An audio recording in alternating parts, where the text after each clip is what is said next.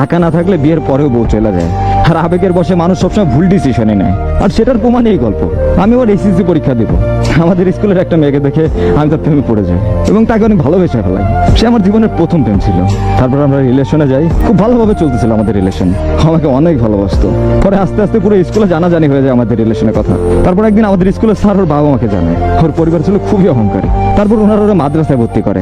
আমাদের প্রায় অনেকদিন দেখা হয় না, কথাও হয় না, কারণ ওর কাছে কোনো ফোন ছিল না। কিন্তু আমি যে ওর অনেক ভালোবেসে ফেলছিলাম, যে মানুষটার সাথে একটা দিন কথা না বলে থাকতে পারতাম না, সেই মানুষটার সাথে প্রায় একটা মাস কথা হয় না। হঠাৎ একদিন অনেক সকালেও আমাকে ফোন দেয় আর বলে কেমন আছে। তার কণ্ঠ শোনার সাথে সাথে আমার কান্না চলে আসে যে এতদিন পর তার সাথে আমার কথা হচ্ছে। পরে সে আমাকে বলে সে একবারে বাসা থেকে চলে আসছে। ও বললো যে আমি এইখানে আসছি, তুমি আসতে চলে আসো। পরে আমি তাড়াতাড়ি ওখানে চলে গেলাম। তখন আমার কাছে জাস্ট 300 টাকা ছিল। পরে আমি গেলাম আর যাই ওরা জড়াই ধরলাম এবং ও আমাকে জড়াই ধরে কান্না করে দিল। পরে সে বললো সে আর বাসায় যাবে না, সে আমার সাথে থাকতে চায়। আমি বললাম আমি তো এখনো স্টুডেন্ট, এই সময় আমি যদি তোমাকে বিয়ে করি খাওয়াবো কি? সে বলে দরকার হলে আমরা রাস্তায় থাকবো, তবু আমি তোমাকে ছাড়া থাকতে পারবো না। আমাদের রিলেশনটা 2 মাসের হলেও আমাদের সম্পর্কটা ছিল গভীর। পরে আমি ভাবতেছিলাম এখন আমি কি করব। আমার মাথায় কিছুই কাজ করতেছিল না। আমি সিদ্ধান্ত নিয়ে তাকে বিয়ে করব, কারণ মেয়েটাকে আমি অনেক ভালোবাসতাম। এখন আমি যে বিয়ে করবো সেই টাকাটাও আমার কাছে ছিল না, আর আমি ছিলাম মধ্যবিত্ত পরিবারের ছেলে। পরে আমি আমার ফ্রেন্ডদের জানাই, কিন্তু কেউই না আমার হেল্প করতে পারে নাই। পরে আমাকে বলে যে তুমি আর কানের দুল বিক্রি করে দাও। আমার তখন কিছুই করার ছিল না। তারপর আমি তাকে বিয়ে করলাম তার কানের দুল বিক্রি করে। তারপর আমি তাকে আমার এক ফ্রেন্ডের বাসায় রাখি কিছুদিনের জন্য। পরে আমি আমার বাসায় ব্যাপারটা জানাই। পরে আমার বাসায় সবাই অনেক কষ্ট পায়। আমার মা শুনে কান্নাকাটি করতেছে যে আমি এত বড় একটা কাজ করলাম, তাও আবার কাউকে না জানায়া। তারপর আমি ওরে আমার বাসায় আনলাম। আলহামদুলিল্লাহ আমার বাসায় সবাই মেনে নিল, কিন্তু ওর ফ্যামিলি বললো তারা কখনো মাইনে নেবে না, তারা ছিল খুব অহংকারী। তারপর ভালোই চলতেছিল আমাদের সংসার।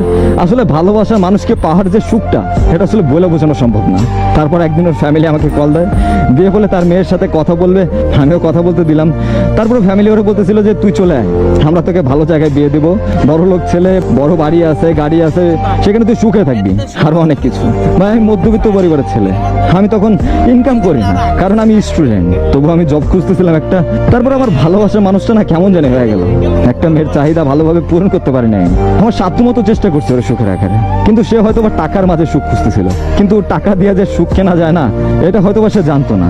তারপর একদিন হঠাৎ বলেই যে সে আমার সাথে থাকবে না, সে ডিভোর্স চায়। তার কথা শুনে চোখ দিয়ে পানি পড়তেছিল আমার। খাপা খাপা গলায় আমি তার বললাম তুমি কেন যাবো? সে বলে তোমার সাথে থাকতে আমার ভালো লাগতেছে না। আমার আর তখন কিছুই বলার ছিল না। আমি আরো অনেকবার বলছি আমি তোমাকে ছাড়া থাকতে পারবো না। ভাই আমি তো তাকে মন থেকে ভালোবাসছিলাম, কিন্তু সে বাসে নাই। পরে সে তার আব্বু আম্মুকে ডেকে চলে যায়।